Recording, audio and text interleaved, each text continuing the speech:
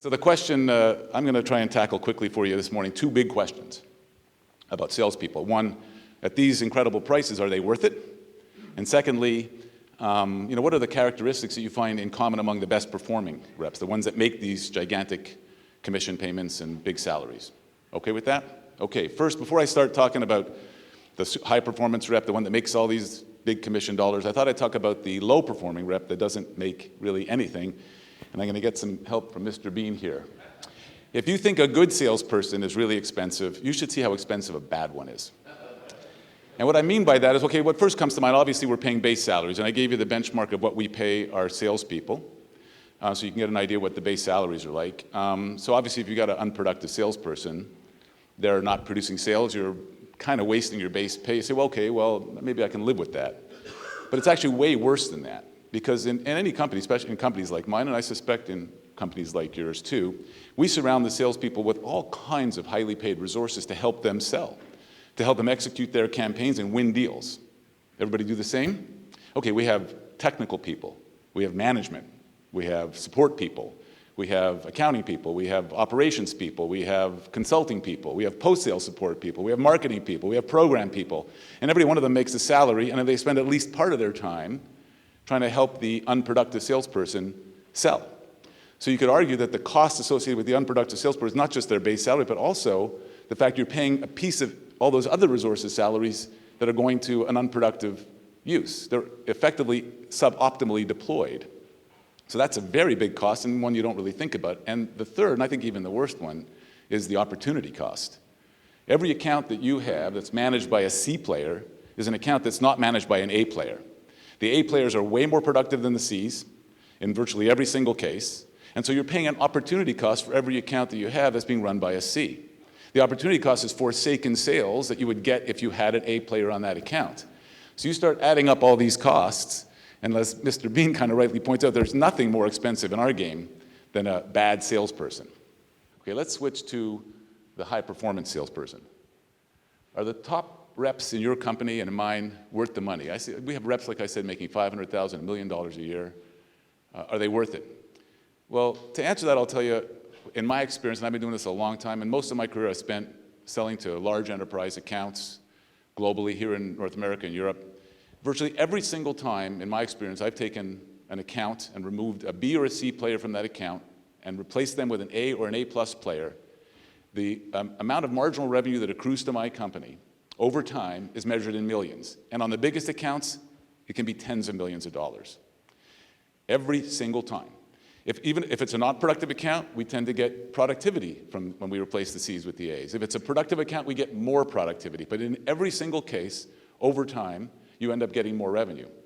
And if that's true, then I think that to me represents one of the great win-win-wins in the sales game, and probably one of the great win-win-wins available in companies.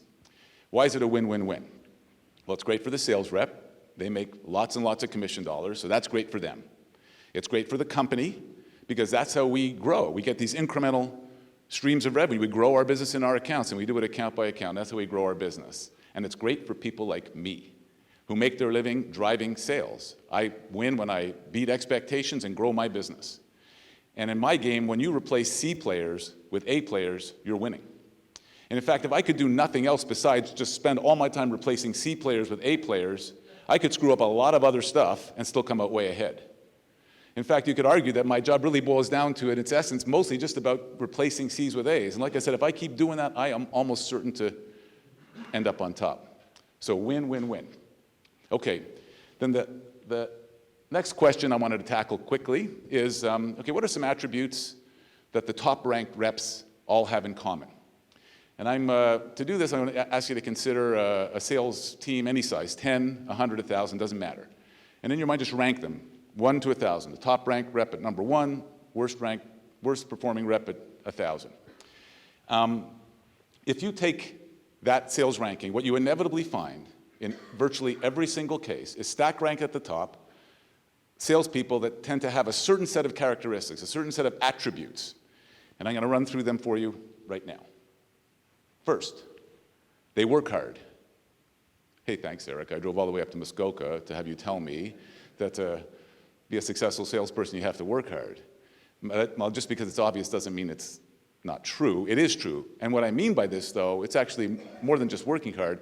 If you look at any size sample of salespeople and stack rank them, the people at the top inevitably are the people that make the most sales calls, do the most proposals, spend the most time with their customers, spend the most time internally inside the company championing the efforts, the interests rather, of their customers. They work the hardest. So again, just because it's obvious doesn't make it true, but it is absolutely true. So as you go up the sales rankings, as you go higher and higher towards the top, you find harder and harder working people. Everybody with me so far? Okay. Second one, they're very well prepared. Again, a pretty basic thing. But the best reps are always the ones that invest the most in themselves to get up to speed on the company's products and offerings and services. They know their competition inside and out. They know the market inside and out, and they know their customers inside and out. So if you want to find the best prepared reps, the place to look is at the top of the sales rankings, virtually every time. Third, they have great attitudes. The people stack ranked at the top of the sales organization tend to be the most positive people, the most enthusiastic people, the most optimistic people, the glass half full kind of people, the people you want to hang around with. And again, the higher up you go, the more you find people with great attitudes. They don't give up so easily. I mean, in my game, the average sales cycle can be 6 months to a year, sometimes longer. If you're the kind of person that doesn't stick to things, doesn't stick with the program, gives up easily, you're going to be in real trouble. You're going to struggle. Babe Ruth, baseball player, famously once said, the toughest guy in the world to beat is the guy that just won't quit. And I think that holds true in my game too. So you need to really be able to persevere. And I cannot tell you how many times I've observed salespeople working sales campaigns where I was absolutely sure they were in the process of losing that deal. But through persistence and sticking with it and not giving up, they were able to find a way to prevail. It happens all the time, especially in these long sales cycles. And finally, they do a great job of leveraging resources. You know, I talked about all the resources we circle around salespeople in our business. The best reps, the ones at the top of the sales ranking, and I believe are the ones that are doing the best job of leveraging those resources, and the best of them. Okay, so you're saying, hold on, Eric, this is not a comprehensive list. I can think of a bunch of things that the top rank reps always have. They're creative, they're great relationship builders, they're problem solvers, they have all these other attributes, and you know, those things are all true. So there's other attributes, but I would challenge you to do this if you're not sure about this. Think about your own sales force. And then rank your salespeople according to these different standards. Put a 1 through 10 on each one of these 5. And then rank them all on how they score out of 50. And then benchmark that against the sales rankings and how they perform. And I'm going to bet anything, that's going to be a very close correlation between those things. Between the list of people that do these things a lot and the people that perform the best. And you know how I know this? Because I've done it. We've done this analysis, and it works virtually every time. Oh, geez, sorry. Okay, so what's the most interesting thing about this? And I can't bury the lead here, but there's a very interesting thing that all these things have in common. All the things I listed here. And the fact, as you now know, is that they're all electives. You can choose to do them. If I decide to be the hardest working sales rep, make more sales calls this week, this month, this quarter than anybody else on my sales team, nobody can stop me from doing that. If I decide to be the best prepared, have the best attitude, be the most persistent, leverage resources better, I cannot be stopped from doing that. I can basically choose to do all these things. And by choosing to do them, I can end up stack ranked at the top of the best performing reps. It's pretty simple.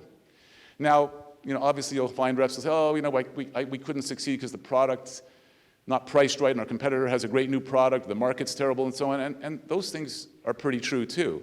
But those are things beyond the control, I think, in many of the cases of the salespeople. And by the way, those are constraints that everybody is constrained against equally.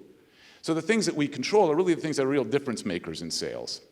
And so I'd say the lesson for people like me, and I would probably argue for people like you, is pretty simple.